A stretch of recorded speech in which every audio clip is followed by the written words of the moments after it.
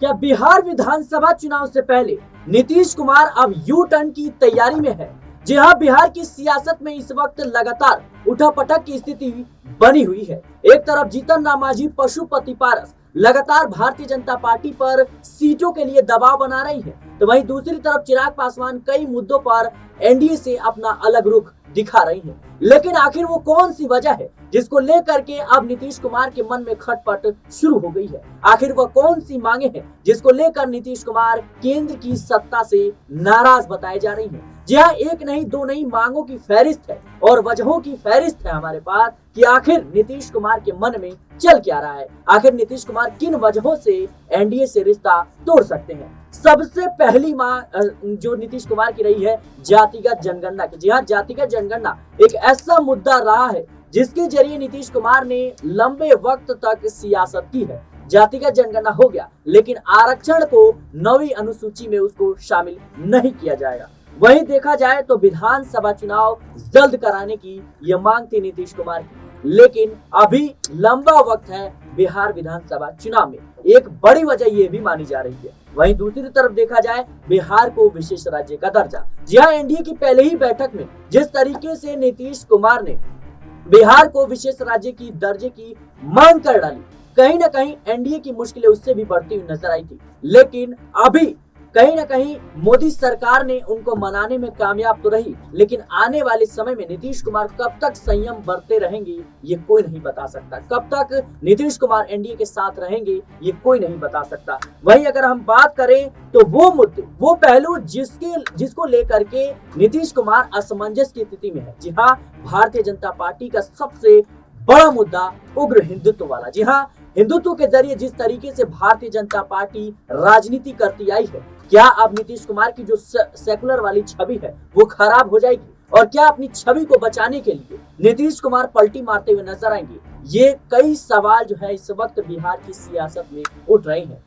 इस मुद्दे पर बातचीत करने के लिए हमारे साथ अमन सर मौजूद हैं। सर, जिस तरीके से तमाम मैंने मुद्दों का जिक्र किया कि किस तरीके से नीतीश कुमार जो है परिस्थितियां बदल सकते हैं और उनके लिए खुद परिस्थितियां जो है बदली हुई सी नजर आ रही है। सबसे पहला मेरा यही सवाल रहेगा, नीतीश कुमार जल्द विधानसभा चुनाव की मांग कर रहे थे, लेकिन अभी बिहार विधानसभा चुनाव में कह सकते हैं कि लंबा वक्त है। वहीं दूसरी तरफ देखा जाए उग्र हिंदुत्व वाला मुद्दा जिसको मुखरता से भारतीय जनता पार्टी उठा रही है, चाहे वो वक्फ बोर्ड का मामला हो या फिर कह सकते हैं कि योगी आदित्यनाथ का वो फैसला कि कांवड़ रूट पर नेम प्लेट लगाना हो। ये तमाम जो मुद्दे हैं इसके जरिए कहीं ना कहीं भारतीय जनता पार्टी अपनी राजनीति तो कर रही है, लेकिन गाहे बगाहे नीतीश कुमार की छवि भी खराब होगी, क्योंकि नीतीश कुमार उसी बीजेपी के साथ है और मुस्लिम वोट बैंक हमेशा से नीतीश कुमार के साथ रहा है। कैसे देखते हैं? देखिए, बिल्कुल सिराज, अगर हम नीतीश कुमार की बात करें तो जाहिर बात है कि बिहार में मौजूदा वक्त में उनसे बड़ा राजनेता कोई है नहीं। लालू यादव उतने एक्टिव है नहीं, जैसे नीतीश कुमार से ज्यादा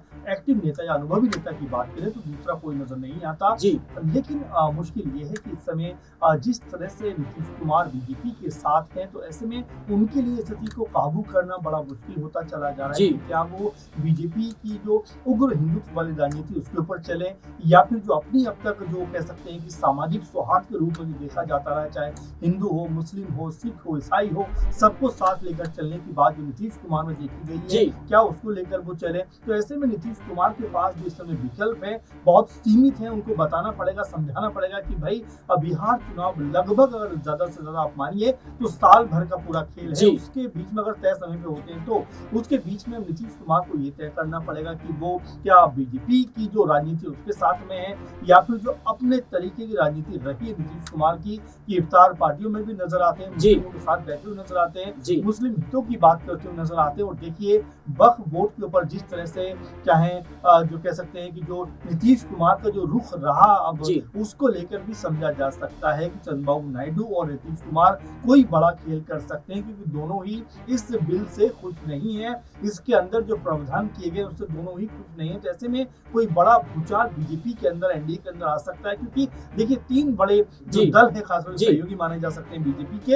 एक है चंद्रबाबू नायडू जो तकरीबन 17 सीटें 16 सीटें उनके पास है। फिर सेकंड नंबर की बात की जाए नीतीश कुमार 12 सीटें, वहीं चिराग पासवान भी लगातार जिस तरह के उनके बयान निकलकर सामने आ रहे हैं वो भी ये बता रहा है कि वो बीजेपी के साथ बहुत समय तक चलना नहीं चाहते। आप देखिए किस तरह से बारंबार वो बीजेपी के ऊपर ही, या यूं कहें कि अपनी सरकार के ऊपर ही वो सवाल खड़े कर देते हैं। लेकिन सर मैं आपको रोकना चाहूंगा, जिस तरीके से वक्फ बोर्ड का मामला सामने आया, खुले तौर पर लल्लन सिंह ने लोकसभा में उस बिल का समर्थन तो कर दिया और ये जाहिर कर दिया कि कहीं ना कहीं हम आज भी एनडीए के साथ है।